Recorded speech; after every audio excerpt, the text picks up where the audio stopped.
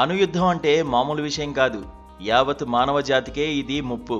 అందుకే రెండు అణ్వాయుధ దేశాలు తలపడుతున్నాయంటే ప్రపంచ దేశాలు వణికిపోతాయి. అయితే అణ్వాయుధ రేడియో ధార్మికతను కూడా తట్టుకుని నిలబడే జీవులు ఉన్నాయని శాస్త్రవేత్తలు గుర్తించారు. హిరోషిమా, నాగసాకిపై అణుబాంబు ప్రయోగం తర్వాత ఈ విషయం వెలుగులోకి వచ్చింది. అణుబాంబు ప్రయోగించిన తర్వాత ఆ రెండు జపాన్ నగరాల్లో దాదాపుగా జీవజాలం తుడిచిపెట్టుకుపోయింది. అయితే బొద్దింకలు మాత్రం బతికే ఉండడం శాస్త్రవేత్తలను ఆశ్చర్యపరిచింది. దీంతో వారు ఈ రహస్యం ఏంటో తెలుసుకునేందుకు పలు పరిశోధనలు చేయగా ఆసక్తికర విషయాలు వెలుగులోకి వచ్చాయి. అణుబాంబు ప్రభావం నుంచి అవి ఎలా తప్పించుకోగలిగాయో గుర్తించారు.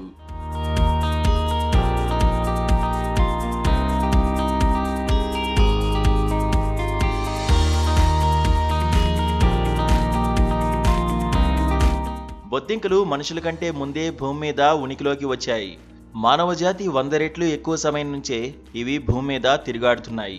గడ్డు పరిస్థితులను కూడా తట్టుకుని బతకడానికి వాటి శరీర నిర్మాణమే కారణమని శాస్త్రవేత్తలు గుర్తించారు. బొద్దింకల తల తెగిపడిన తర్వాత కూడా అవి వారాల పాటు బతికే ఉంటాయి.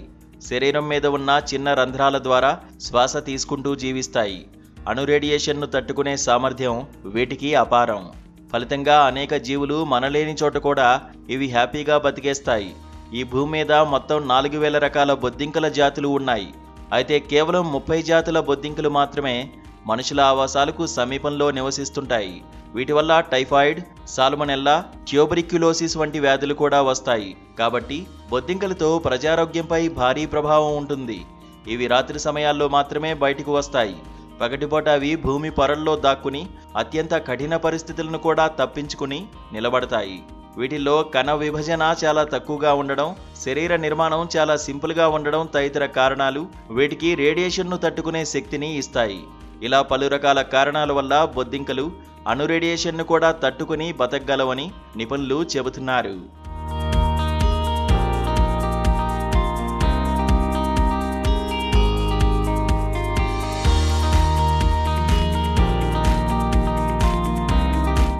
అణుబాంబు రేడియేషన్లో ఆల్ఫా, బీటా, గామా కిరణాలు ఉంటాయి.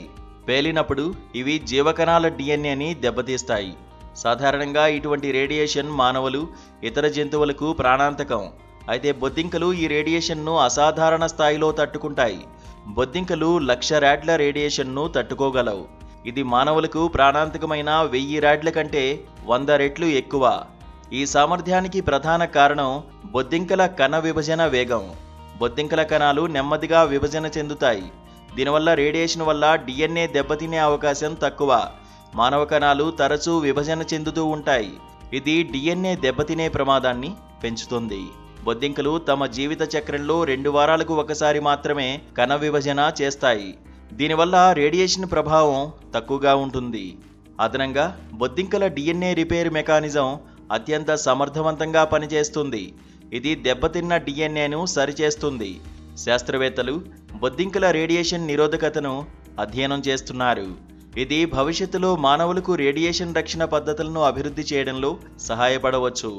ఉదాహరణకు బొద్దింకల డిఎన్ఏ రిపేర్ మెకానిజంను అనుకరించే ఔషధాలు రేడియేషన్ చికిత్సలో ఉపయోగపడవచ్చు. అలాగే బొద్దింకల జీవరసాయనిక లక్షణాలు రేడియేషన్తో కూడిన వాతావరణాల్లో రోబోట్లు లేదా యంత్రాల రూపకల్పనకు స్ఫూర్తినిస్తాయి.